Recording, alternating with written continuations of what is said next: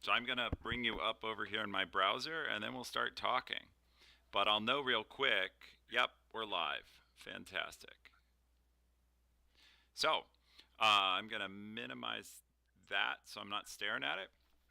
So, welcome everybody to the Easy Coach. There's our moderator, Shadow Fox. She's first in the channel all the time, making sure we're live. I'm here tonight with Kevin. Kevin's volunteered for our experiment to spend an hour or so with me, going over his background and getting some coaching. What he's interested in is Kevin has a wide and varied background. He's going to explain it a little to us, tell us his perspective. But he's interested in how to take that background and migrate to both a new segment of the tech industry and potentially to a new role. He'd like to end up potentially in product management or product ownership, and ideally in a high tech company. He's been working more recently in industry and controls.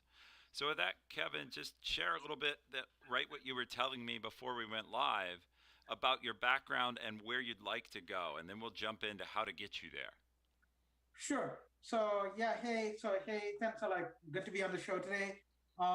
So my background, just to introduce myself to everybody there, I have a pretty multidisciplinary background, both in terms of my education and experience.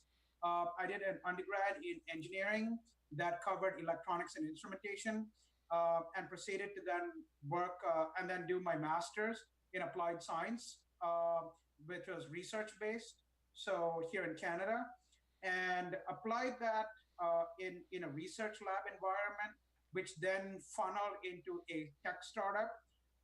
That was so I spent about around 4 or 5 years in that endeavor. So the startup was basically based on my research thesis, and it was an attempt to like basically take that work and get a startup out of it.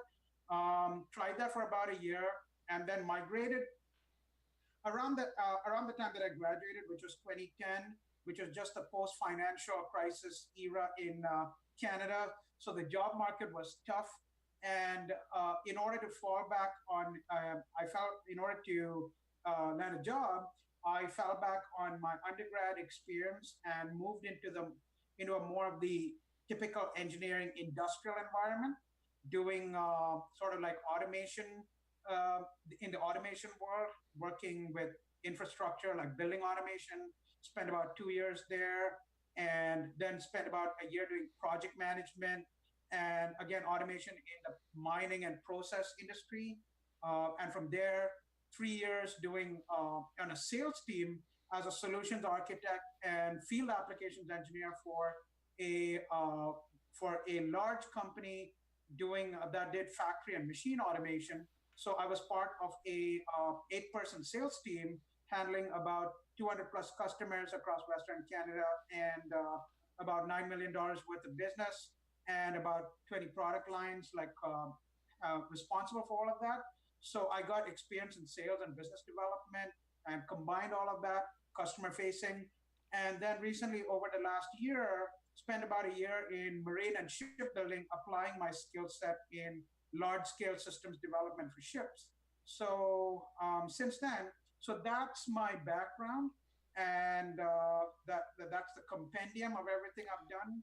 And I am trying to take that varied skill set of engineering, research, writing, communication, sales, business development, customer facing, and take all those transferable skills and do a little bit of an angular turn into back into the tech world, and move from doing just engineering to more on the product orientation, product ownership, product management sort of circle.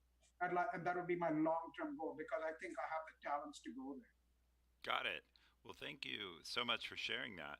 Um, so, one thing I should mention for the audience and for anyone who watches later on YouTube or listens to the podcast, Kevin came to me after listening to one of my talks, and he specifically cued in on where I was talking about the dangers of moving roles too quickly, and how that's perceived in the industry. And what I had said at that point was, if you have a number of moves that are shorter than 2 years, it can start to raise eyebrows. And Kevin came to me and asked, what do I do? Economic circumstances where I am have resulted in several jobs ending pretty quickly. And I didn't really intend that. So now my resume has these quick moves. What do I do? And so, Kevin, I thought the first question I'd ask you is actually talk me through if I were an interviewer and I straight up ask you and I said something perhaps a little mean but well intended, like, gee, Kevin, I'm pretty interested in your background, but it seems like you jump around a lot. Why is that? How would you answer that to an interviewer? Right. And the interesting thing is, I have actually been asked that question. Great. Tell us Uh, what you said. Right. So I explained that those moves weren't actually by choice, they were actually dictated by circumstance. The first company that I joined after the startup endeavor didn't really take off. The first company that I joined was a small company of about maybe less than 40 people, and doing more like a contractor, and it was heavily dependent upon new contract work and projects coming in.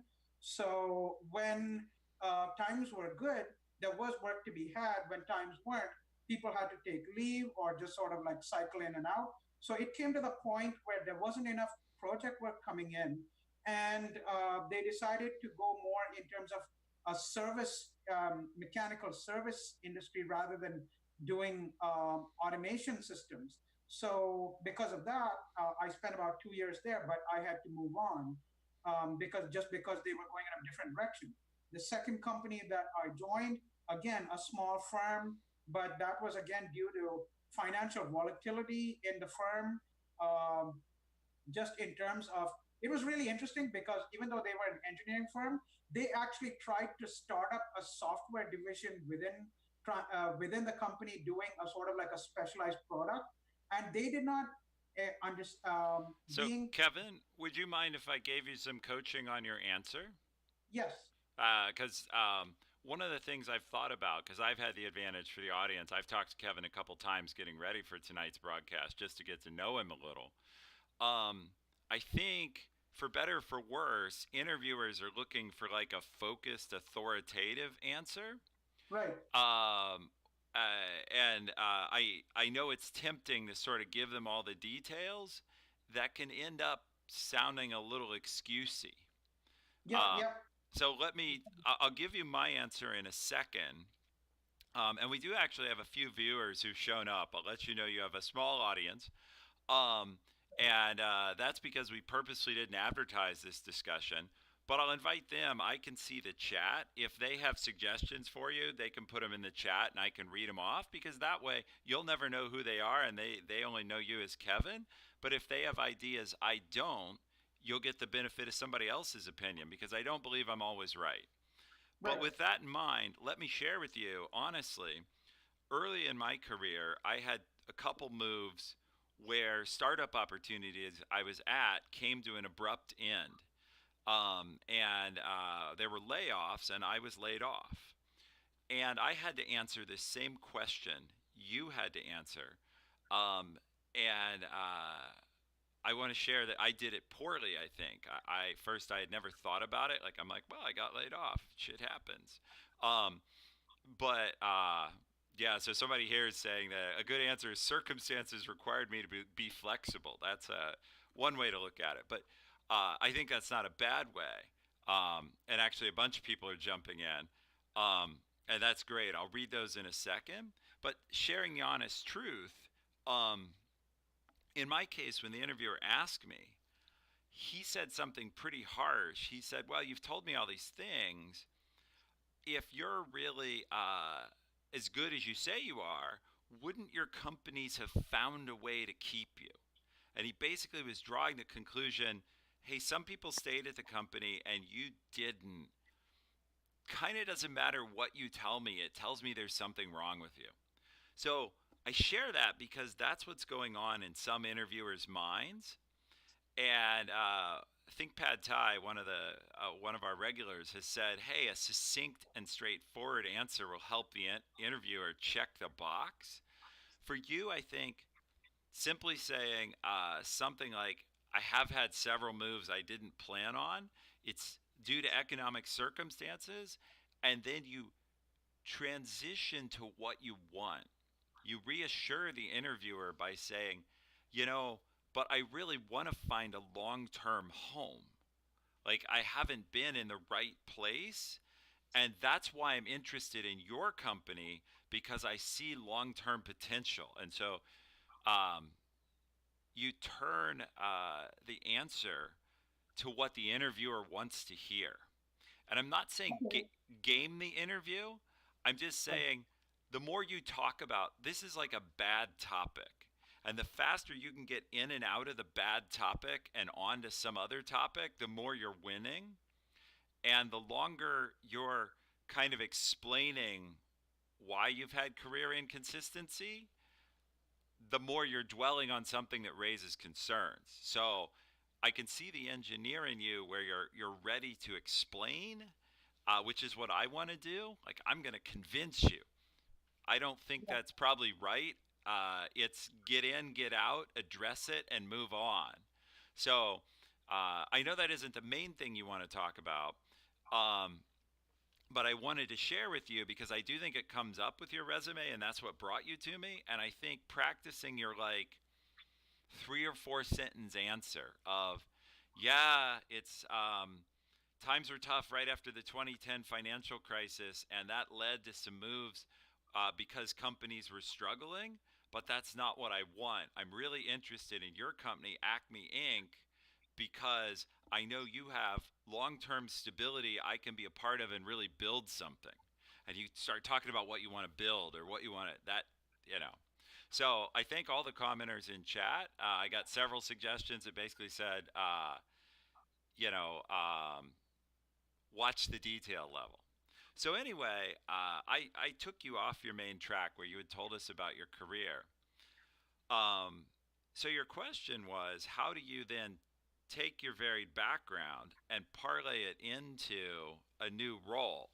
And Kevin shared with me before we started that he's tried a few times. He's interviewed a few places, and so far he hasn't found the right match. And so while he's working, he's focusing also on developing his skills, and that's what brought him to the Easy Coach. But that's also he's been reading some books, some off my recommended list, some other stuff, and doing some open source development. And I want to really compliment that.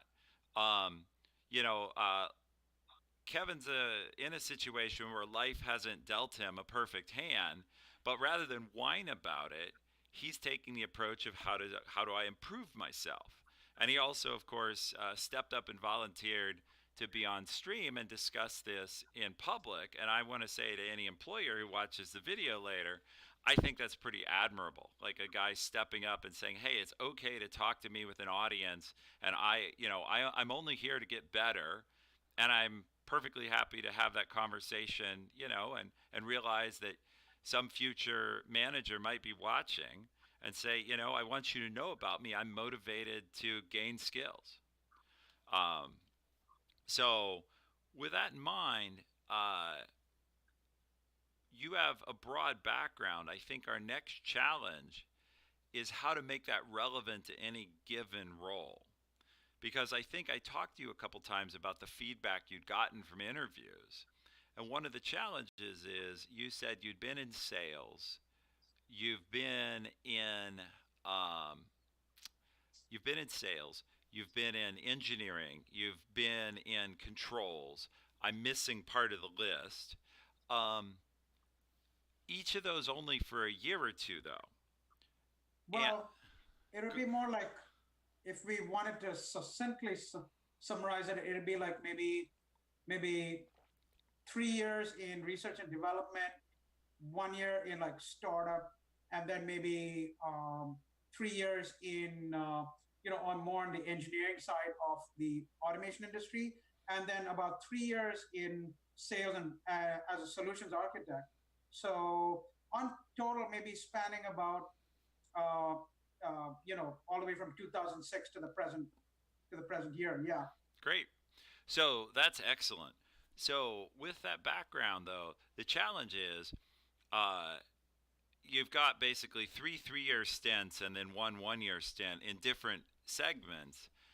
When people look to hire, they're going to look at your apparent age. I don't know how old you are, but they're going to look at your resume, and in their mind, they're thinking Kevin should be about a 10-year veteran. And then what they're discovering is, well, Kevin's got a lot of varied skills, but in the thing I'm hiring, he's only got a couple years. And so, what that means is you either need to find an employer or a role that's going to value all of those skills and see them as additive, or you're going to need to target roles where they're only looking maybe for someone with 2 to 4 years of experience, which are going to be potentially somewhat more entry level. So I'm curious, when you think about it, my advice to anyone changing industry, you may have to, and you want to change kind of role somewhat and industry somewhat. How would you feel about taking a more, not a brand new college graduate's job because you have a master's degree, you're very accomplished, but how would you feel about taking a more mid-level role as opposed to a more senior one? Is that something you've tried, or how do you feel about it? Well, I was actually asked a similar question by the director of one organization in Seattle whether I would be willing to take a step back to take a step forward. Same And question. That's what I'm yeah, asking. Yeah. yeah, and my answer was yes. I mean, I said like I believe in if necessary going back to first principles and building from a strong foundation. And I said I'm more than happy to do that. I was one thought I had was when you raised that thing about the topic about just in a particular role, if somebody said like, well, he's got 3 years here but only maybe a year or two here, wouldn't it be possible to maybe provide a different perspective on that in terms of say that well sometimes maybe it's not the number of years that matter but maybe how much you absorb and learn in the time frame that you have. Somebody could be 2 years or 1 year at a job, but if they really keep their eyes open and watch people, processes, methodology, and all that, and they really absorb everything around them, they could, in maybe 1 or 2 years, amass what somebody else might take 4 years to do. Could you? So, how wouldn't that strategy work in an interview to be able to say, yeah, I 1 or 2 years here, but you know what? I did so much of work, and here's my portfolio. Look at all the projects and look at everything that I absorbed along in that short time frame. Yeah, so it's a great point, which is how long, how do you present things?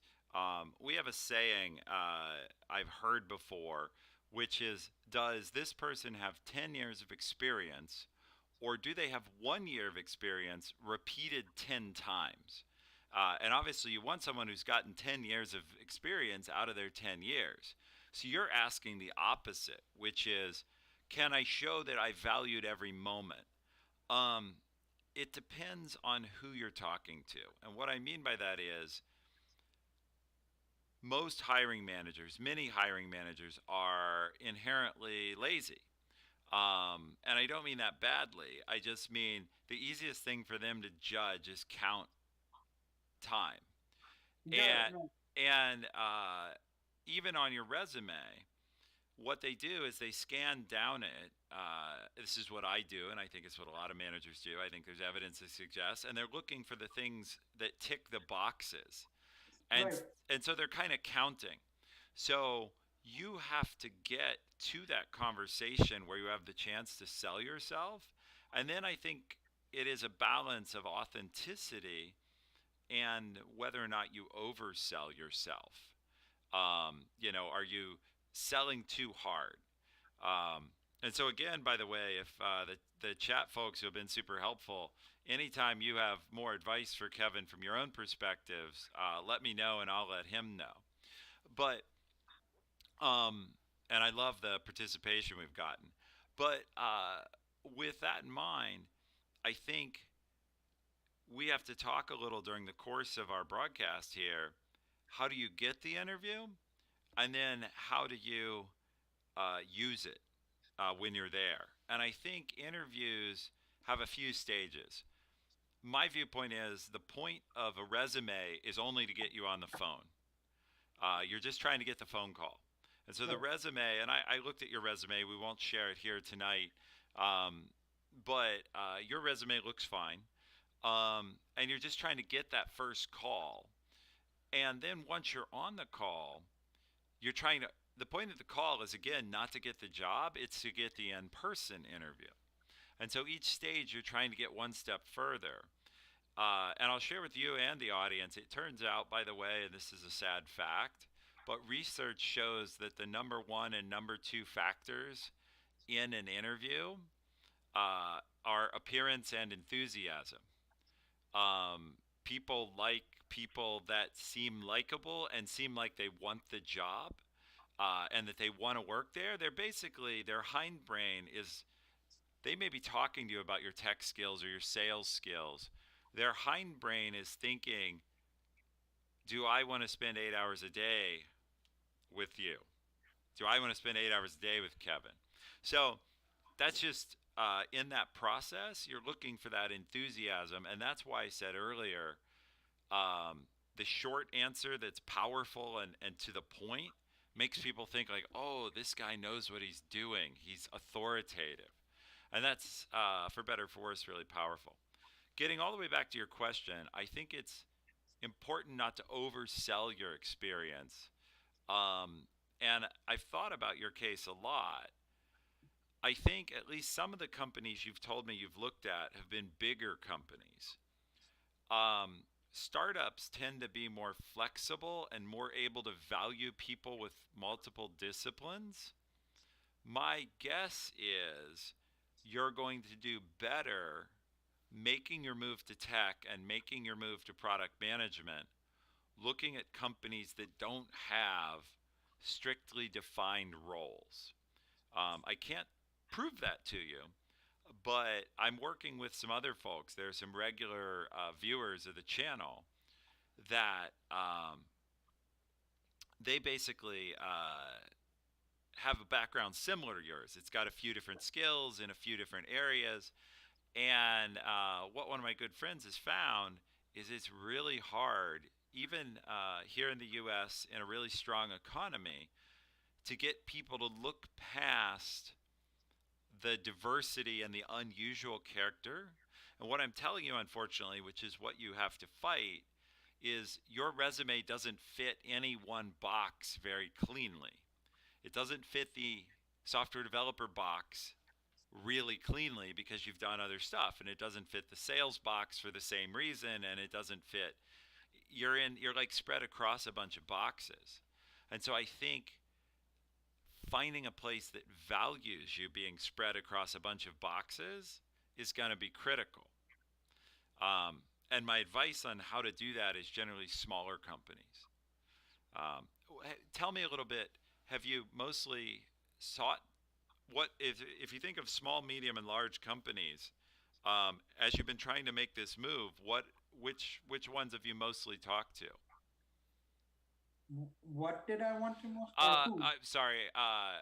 At the As you've been looking to make the move to product management and to the Right. tech industry, have you mostly sought roles at startups, medium-sized companies, or very large companies?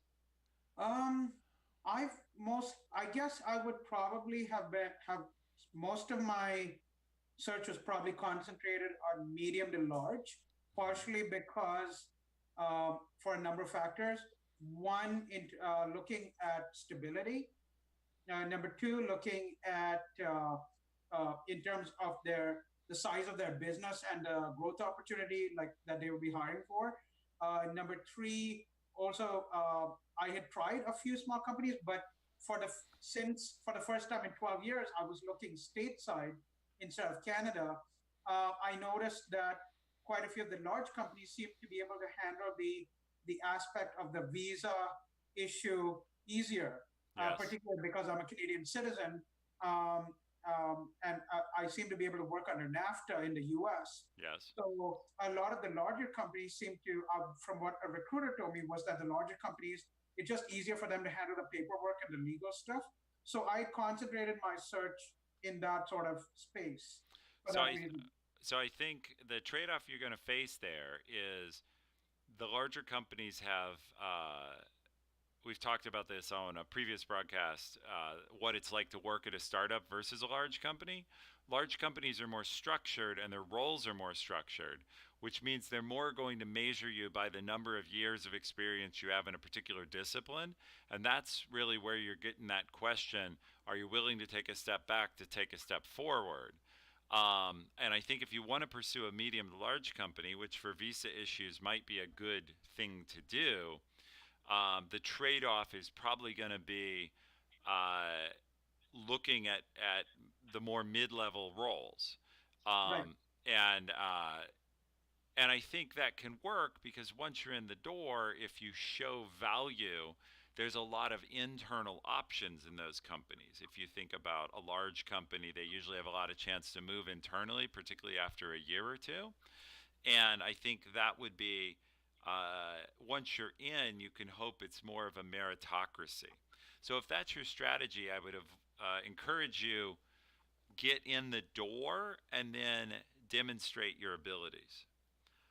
On my other recommendation on the smaller company, I do agree the visas will be a challenge, but I think on a visa issue, you in a smaller company they can value you for multiple things, and so you can talk to the smaller company and say, "Look, my selling point to you is I'm flexible. You need a lot of things done. We don't know how the business will change. We don't know how circumstances will change, and I understand across all these disciplines." Honestly, a big company like if we take my team, if I were hiring you as a product manager, the fact you had worked as a sales engineer before is maybe not super relevant in my world. It's not, by the way, I don't value it as a person. I'm just thinking from the right, right, viewpoint of the company, I'm not going to use that talent. And so it's not a plus. But in a small company, someone where we can hire someone where the product engineer we know or the product manager we know they can go out in front of customers, that's really valuable. And so I think you want to try to figure out how to tell that story. Uh, right. I that, have a question at this point. yeah, So great. I was reading this. One of the books you had recommended on your website was, you know, what color is your parachute? Yes, And he talks about this seven petal kind of flower that you can sort of like use to extract your skills and maybe and how to describe yourself to the job market. And another book I'd been reading simultaneously was cracking the PM interview. And that was how to land a product manager role in technology. So I mean, what drove me towards the idea of product management was that, right, I being able to maybe, what would you think of the strategy of being able to say, well, I'm basically a systems thinker who understands complex systems. I've taken that skill set and I've applied it over and over against these disparate domains. But my core skill set, I've worked, I have experience like what product manager would do, working with marketing, sales, customers, engineering, development. I've interfaced with all those groups. I know what it's like to work with all of them. I'm very good with people, project management. So wouldn't you be able to maybe um, like sort of uh, the parachute book says, extract those skills and then be able to say that, look, I have experience in all these domains, working with all these stakeholders, and therefore I would be able to bring that to this role. To, I mean, what would you think of that idea? yeah. So, um, uh, I think it's difficult. Larger companies, it's difficult to convince them to take risk. Um, And when I think of our own product manager hiring, uh, it's a difficult. It's actually, and I talk to my managers about this all the time. It's the one position we struggle the most to have success in. Maybe not everybody has that experience, but we have more trouble finding good product managers than anything else, which makes us pretty conservative in what we hire. And our typical profile is like you, someone who has a technical background, if we can. Uh, but then, and one of the people on chat just said product manager roles are really difficult to get without product manager on your resume. And I'm going to come back to exactly that. Um, Going into a product manager role, we either hire people who have previous product manager experience or people straight out of an MBA. And the in chat here says I have a friend who spent a year as a product manager at Facebook and wants to go back and do that again and can't get an interview. So I think as we talk about getting you to product manager, I think you probably need to go into a company in something you have, at least a bigger company, in something you have experience in. And someone else said, what do you think of a junior or associate product manager position? Um, Rather than going back to working on his previous roles, I actually don't think that will work. I think based on what I see people hiring and what Chad has to say, also most places only hire product managers who have previous experience. Now, program manager is a little different. And these Okay. are these are subtly different, but program manager is more about driving the execution, whereas product manager is more about distilling the market needs.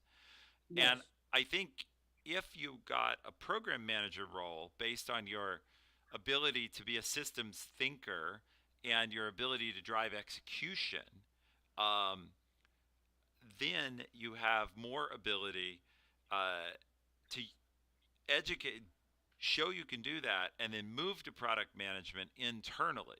One thing I didn't share is probably a third to a half of Amazon product managers come from engineering. So they're engineers who migrate their way often Yeah. from software development to program management and then to product management. And I think your vision of moving to high tech and moving to product management is going to take a couple steps. Right. It would take a miracle, I think, to do it all in one jump. Right. Um, That makes sense. That makes sense. and so I think part of it is um, when you're targeting jobs, I would target a job in something not in the industry you've been in, because I know you prefer a more stable high tech industry.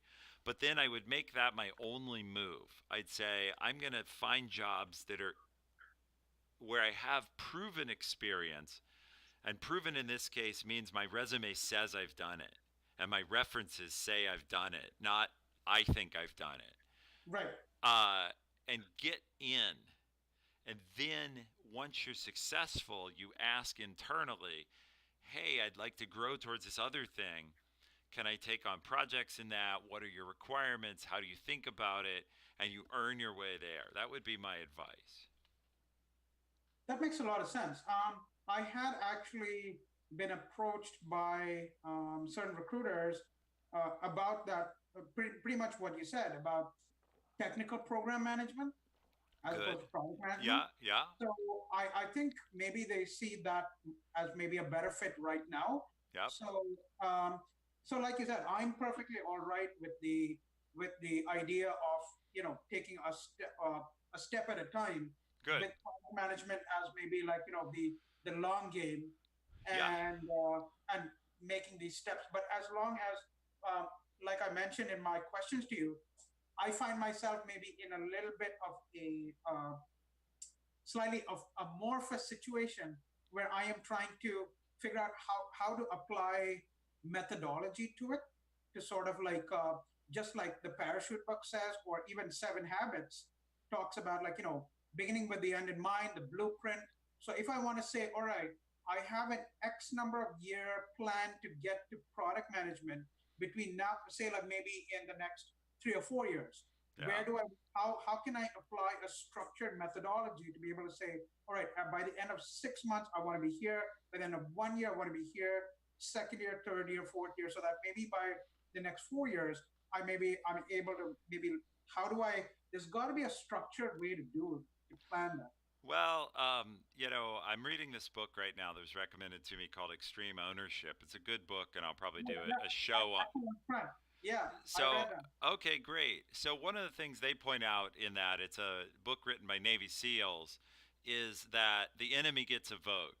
Well, in this case, I'll just say you can have a structure and a set of goals, and you should recognize that circumstances in the company will have a vote. But that doesn't mean you shouldn't have a plan. Just recognize that you may not hit your 2 year milestone right at 2 years, and I don't Right, want to set you up for failure that way. But I think um, if you were a TPM, my usual advice, and I've given this on a lot of shows, is first do that job really well. You don't start stretching outside your job until you're considered an excellent performer in your job. So right, step one is kill it in your job. Then step two is start looking for opportunities to demonstrate, in this case, more of the product skill. And this is the practice. I said I don't recall if you were at the show, but I did a show recently on the 4 steps to build or accelerate any career. And what I said those 4 steps are do your job really well, go ask your boss what they need done, do it, and then repeat. But the key is when you repeat, now you're doing the job really well again, having been asked to do something. The next time you go ask your boss, you say, "Hey, I'd really like to do this kind of thing. Do you have anything there where I can help?" And so what I would do is do your job really, get a job in the technical program management, for example, do that job really well, then go ask your manager, what else can I help you with? Go earn trust, go earn value, do that really well, and then go back and say, I really want to go towards product management. I see this place where I could work on product. Would that be okay? Or could I help there? And if not, where could I help? And that's the basic process. Now, you wanted to lay out a timeline. Um, I don't even necessarily think it has to take 4 years, although that's good to be patient, and 4 years is not unreasonable. It takes 6 to 12 months to do a job well, probably, and then 6 to 12 months to earn your boss's favor or trust, and then you start demonstrating those skills. And so each of those segments is 6 to 12 months. If you're on more the 6 month side, I think you could be in product management in 2 years. If you end up more on the 12-month side, I think you could be 4 years. But I think those are the steps. And those steps are the ones I look for in people working for me. Now, chat asked a question I want to answer because I think it's a good question. Um, are role transitions best accomplished internally? So, internally to a big company.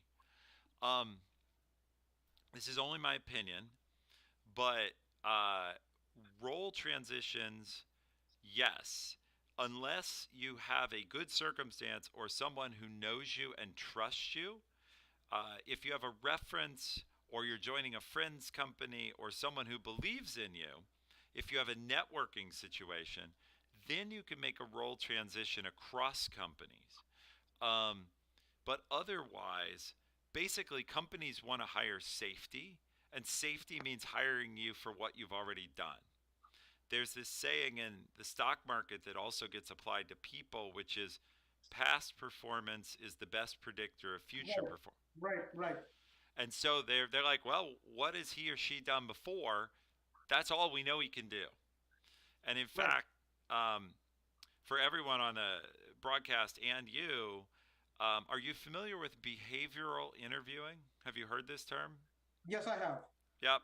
So behavioral interviewing basically says uh, that all your questions, all of my questions to you as an interviewer, if I'm going to hire you, should be in the form of Kevin, tell me about a time when, blah, blah, Right, blah.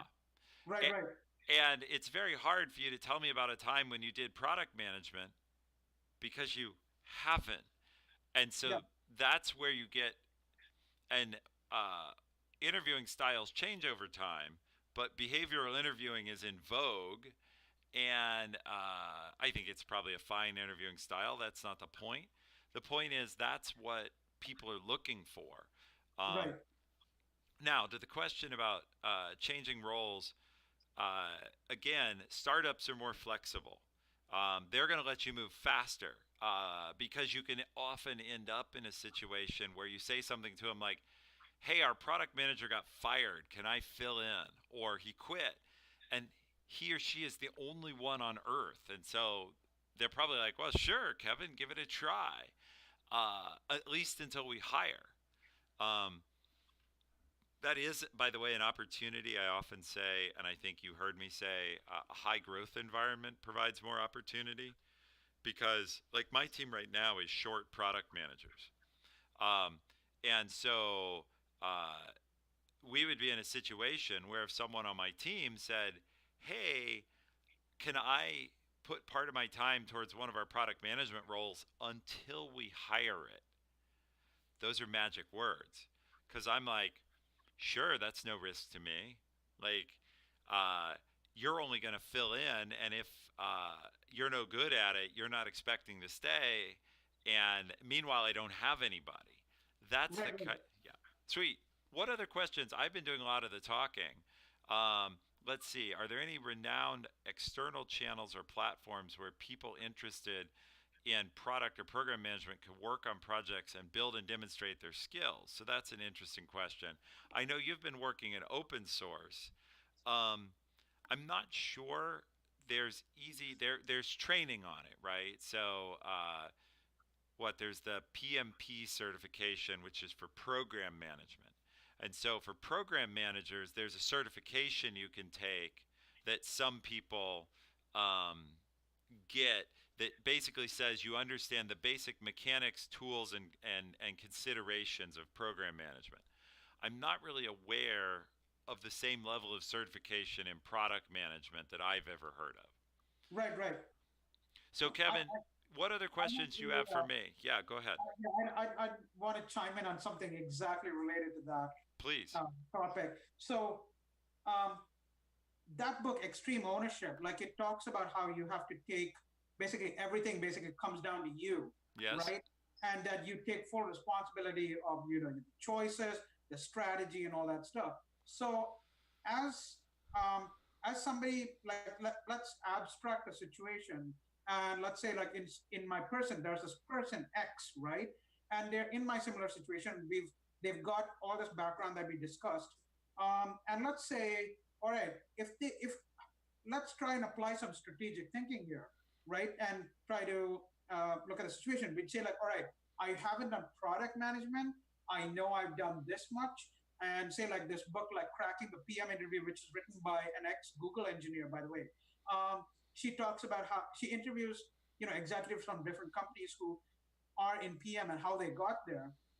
Several of them said like, well, if you have a blog, if you do something on the side that's interesting, that shows that you're a product thinker, you can showcase that. So that inspired me to maybe, based on the Linux conference that I attended and the two open source projects that I'm involved in, I started a sort of like a little channel, just like you did with Easy Coach, with like, blog, Twitter, and Instagram. And I joined like one or two particular open source projects. One of them is this, like I often show this at interviews. That's like the Ubuntu Touch, like mobile Linux OS. Okay. So that I would say like, well, this is my test bed. I basically hacked my Android phone and I put this on it, and I've joined the foundation that is bringing this to market. That's spread across Europe and North America. And I got noticed by them because of the blog post that I was writing. I'm approaching it from product perspective, from an engineering and product perspective. I'm cataloging it on my blog and on my social media. So I'm sort of so if we thought strategically, we said, okay, in like you said, in the mind of the interviewer, you want to be able to show them that yeah, I am competent, I have ownership, I can do this job, I will, come hell or high water, I will achieve the objective. And you want to be able to say, you can put your faith in me because I have X, Y, and Z. So if we wanted to say, all right, let's say, it doesn't have to take 4 years, but if we try to think a little imaginatively and say, like, all right, you shoot for a role now that's not necessarily the role that you want, but on the side, you've got this little stuff online that you're building and that you can showcase and that you can say, in my spare time after work and all this stuff, I'm driving this. So then, just like a general, like a battlefield objective, you say, like, all right, I take this particular route for now, but then on the side, I have this sort of fifth column, as it were. And if I want to then apply for product manager role, I can then say, hey, I've done all this on the side that's unpaid for, but I really sharpened my skill set. I've worked with like distributed team across Europe and North America. I've written, I've developed the mindset. Like, wouldn't that be a sort of like a imaginative strategic approach to maybe, you know, like you said, you, to be able to sell the story? What would you think of that idea? Well, so special projects outside of your regular assignment are fantastic as long as you're doing well in your regular job. Right, And so I think any good manager is excited to see someone who's passionate about their work and who's working on new skills. What we love even more is if your special project is some extra work on our project.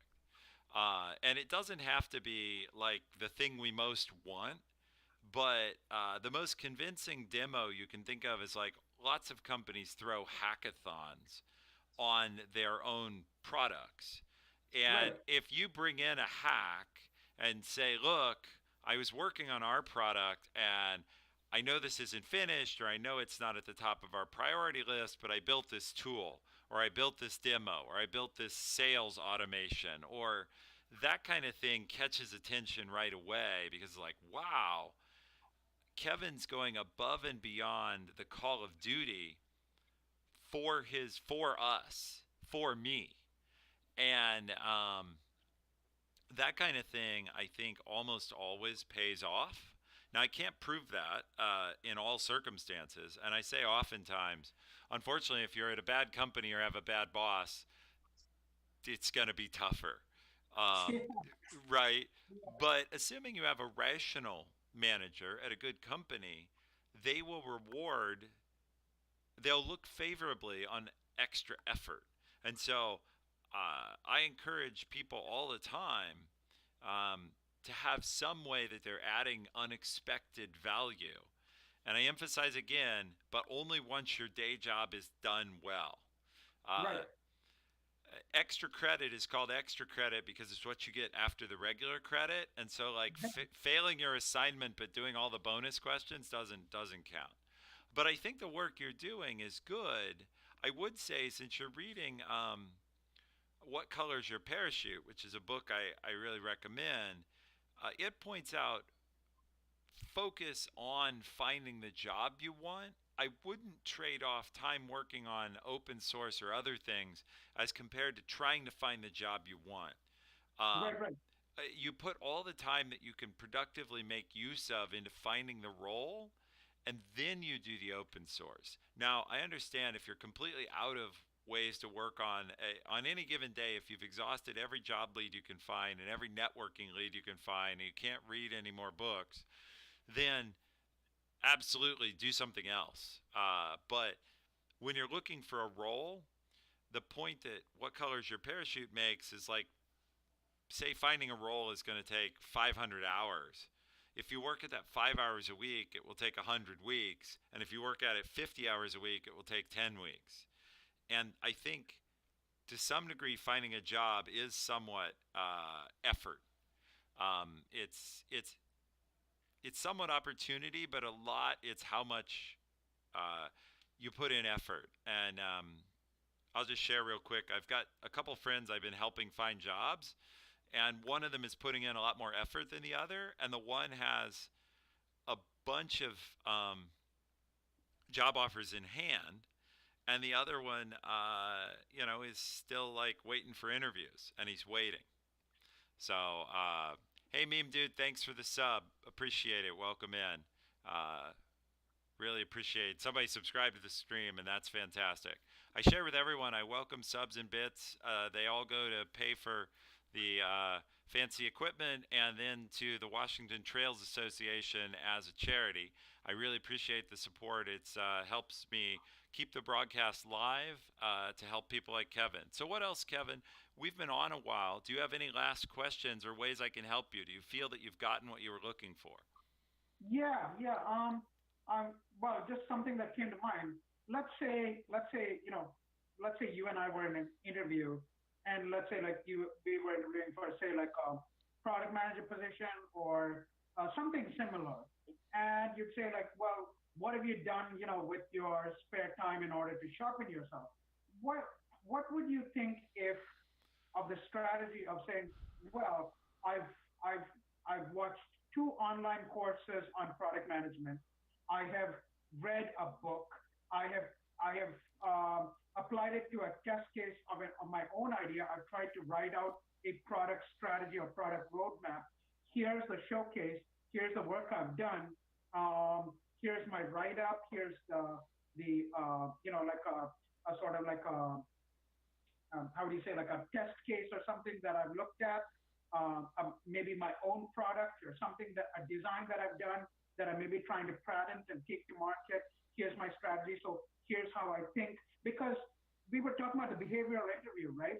I've been through at least maybe two or three behavioral interviews. Um, so one of the things I just thought of was, wouldn't that be an effective strategy to be able to say, this is how I've educated myself. I've courses, I've actually tried applying it. I've maybe tried designing something on my own that I'm trying to patent. Here's how I would take it to market. Here's a write up that I've done. So, I mean, because, all right, like, let's say, like you said, like, all right, hiring managers may be lazy, but like, if you want to think like the battlefield operator, you want to be able to, like, you've got the sales funnel. You want to be able to get the initial stuff at the top of the funnel. You want to be able to close the deal, right? So you want to be able to, like, I'm reading Sun Tzu, The Art of War. So if we apply that strategy here, let's say that the hiring manager, you want to get him to think like, hey, this guy, he's actually maybe, he may not have exactly it, but he seems to be going in that direction. He's actually done a ton of this other stuff, and he seems to have a bit of the chops. And so, like, if you were able to show them, say, you know, here's a product roadmap or strategy, here's some market research that I did, here's some data that I have, and here's my idea. Couldn't that be leveraged to basically, crack the bottle per se or crack the case? Um, Maybe. So, um, uh, what I would say about that and is most people aren't sitting in front of you. Chat just brought this up. Aren't sitting in front of you wondering like, hey, this fellow I just met and I brought in who doesn't have a background in product management, can they be a great product manager? Uh, Instead, they're looking at you for something else. Where I think your strategy is good is in actually gaining some of the skills. Where I think it struggles is in the end, the behavioral interview is about tell me about a time when you've done this. And Right. so you either have to find a place to really apply it, maybe a volunteer organization or an open, as you mentioned, an open source project where you can actually say, I served as a product manager on this effort. That's powerful. The other thing that can happen is you can say, well, I knew I was coming in to talk to you at Acme Inc. And so I studied your product. And I'm sure you have more knowledge internally. So I don't expect that my ideas are better than yours. But I want to show how I've thought about your product. And my top idea for where we would take the product, looking only at what's available outside, is whatever. You'd give your idea and say, and here's how I got to that. And that at least makes it relevant if you had that chance.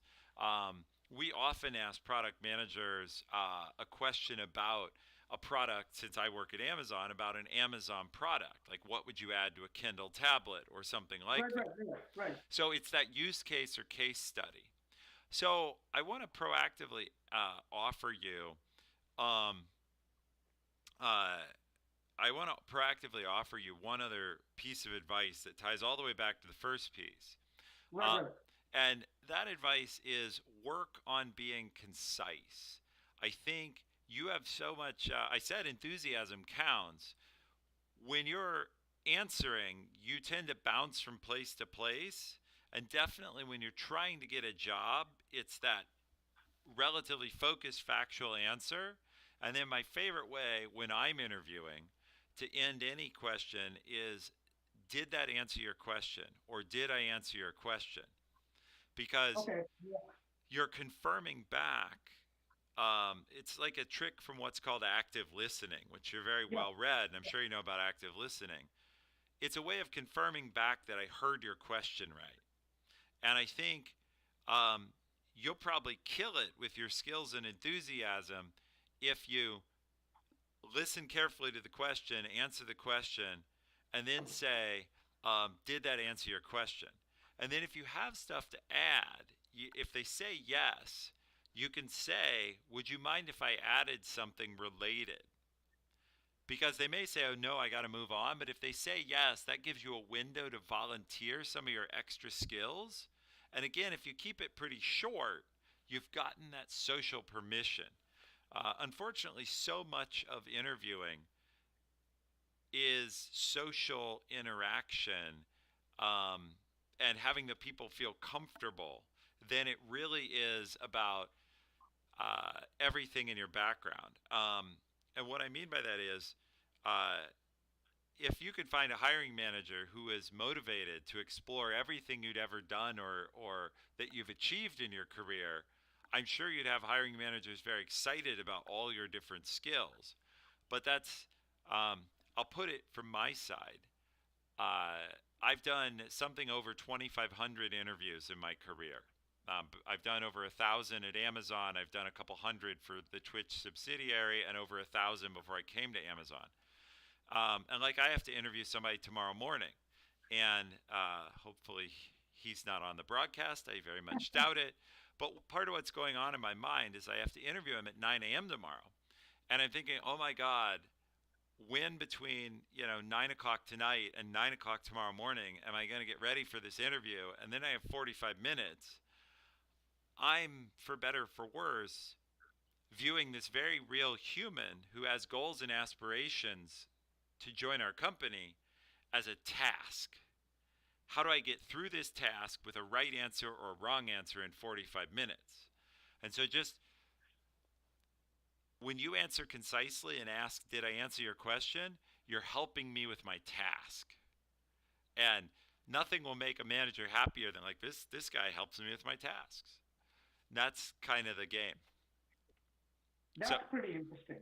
That's well, pretty interesting. yeah, look, we all have lots of ego and we want to be loved for like who we are and the unique flower we bring in terms of our skills and experience.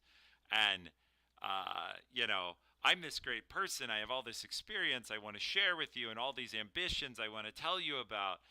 Meanwhile, the person on the other side of the table is trapped between like a 2 hour meeting they have to sit in and a one-on-one with somebody or whatever, and you're squeezed in between, and they're like, how do I get in and get out, and I hope he's not a bozo so it's not a waste. And that's just human nature. How much interviewing were you ever in a role where you did a bunch of hiring Yeah, for I had to hire somebody. well, where you were part of the interviewing process, where you were like part of the interviewing team? No, Okay. no. Um, but one idea I do have, based on what you were saying, was I had to read a book like for when I first became a solutions architect called Spin Selling by Neil Rackham. It's super interesting because it's based upon research data and all that about the selling process. and he abbreviated it to situation, problem, implication, needs, payoff. So if you were going into an interview, couldn't you approach it as something like, just like the selling process? You like, sure, the guy's got 45 minutes as a as a somebody who's a sales engineer. You've been trained in a methodology called situation, problem, implication, need, payoff. Why can't you apply that to like the 45-minute interview? Sure, you don't have to come at it with like, oh, my ego and I need to show you how unique I am. Why can't you just apply it, just take it and say like, convince the guy, hey, I know your situation. Um, Tell me about your problems. I understand your problems. Here's the implication and here's the needs payoff that I can bring by, with myself. I'm selling you myself as a solution to like to the situation that you're in, because that's how we were trained this. So, I Well, mean, couldn't you just like, couldn't I you do that? so you have a lot of like couldn't you ideas. I think now that we've talked about this, one of my parting tips for you is go ask a few. I'm sure you have a professional network, friends and managers. Yeah, yeah. Ask them how they interview and kind of what they're thinking in an interview. Um, Right, I do think you have to understand, and you're right, interviewing and hiring are two sides of a selling equation. right, Um, First, the candidate, I'm trying to decide, do I want to buy the candidate? And the yeah, candidate's trying to decide, trying to sell themselves. Then it turns around. If I really like the candidate, I start trying to sell the candidate to make sure they come to where I am. right, And so uh, you can choose to say, okay, I am in a sales situation. A lot of that is asking questions to understand what they're looking for. The thing is, though, in a sales situation, if they're asking you questions about your product, and in this case, the product is you, you're trying to just first answer those and really understand what they're looking for. And that's why I say, did I answer your question? Or right, another good one is there something else I can tell you? You're, you're, right, you're trying to find out what they are after. Um, and so I think in interviews, you do have to understand that you're not the one in control of the room. They, you don't want to sort of usurp control. You have to ask for control, and that's why you ask. Can I offer something more? Or because in a, it's not that everyone who's interviewing is a control freak. Um, and someone well, in here, fact, the parachute book, yeah, what color is your parachute? He had this interesting line that it's not necessarily the one who's most qualified to the job that gets hired, but the one who knows how to get hired. He and I, opened the book with that. I completely agree with that. And in fact, someone in chat just suggested a great topic, which thank you, the Fujiwara. I'm going to write that down and put it in my list of topics. How to be successful in an interview might be a good series. I will definitely do that later. Um, so, Kevin, we've had a great talk. I Yeah, wish you the very best of luck. I'm sure we'll remain in touch on LinkedIn. Um, but I think getting a little more comfortable. I think you have the skills. If you target something that's closer to what you've already done and realize that if you want to come to the States, you might say that a step on your path is take a more entry level role, a more mid level role um, to get that move made and then earn your way internally. I think that's a great plan. Um, and I think one of the key things would be studying a little bit on and getting familiar with interview behavior. Another trick you could use is I talked to you a little bit before the interview, and I'll just share with the audience. Um, you haven't gotten much feedback from interviewers, which is common. Most companies, including my company, basically tell us never tell the candidate anything, they might sue you. That's what it amounts to. They're worried that if I tell you anything about you, uh, it could go wrong legally, and they're also worried it just doesn't pay. The problem is any feedback I give you, you have two choices in your situation. You can either say, "Oh, you're right, that's not me," or you can say, you can argue with it. Oh, but I can do that or I can learn that. And I've already made my decision. So giving you a platform to argue isn't useful to me. So Right. my best answer is just to say something completely anonymous, like, "Well, unfortunately, we hired a more qualified candidate, but we really liked you, and I'm just blowing you off." My point of my advice here, assuming you know a couple managers or a couple people who do a lot of interviewing, have them mock interview you, and then tell you what they thought of your interview. And I'd ask them, particularly if they're friends or people you can trust, have them be a little harsh. Kind of tell them, like, grill me and see how I do. And don't be afraid to tell me what I need to change. Because I think you have a bunch of the skills, and if you target positions that are related to those skills, then it's to your point that you read in What Color is Your Parachute? Um, it's about having it's being good at getting the job. All right. Right. So how do you Okay. feel? We'll call it a night. Okay. All right. Thank- Been a Thank. pleasure, Ethan. All right. Right. Well, it's truly Thank you been for a your time. pleasure. Thank you, Kevin, for coming on the show and sharing your challenges and opportunities and your passion with the audience and with your future employer.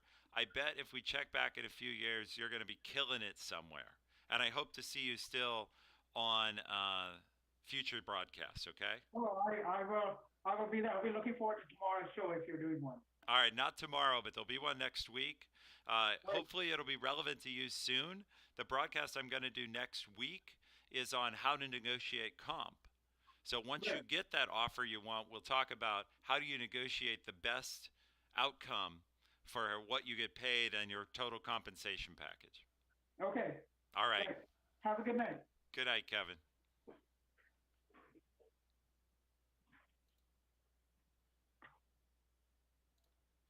All right.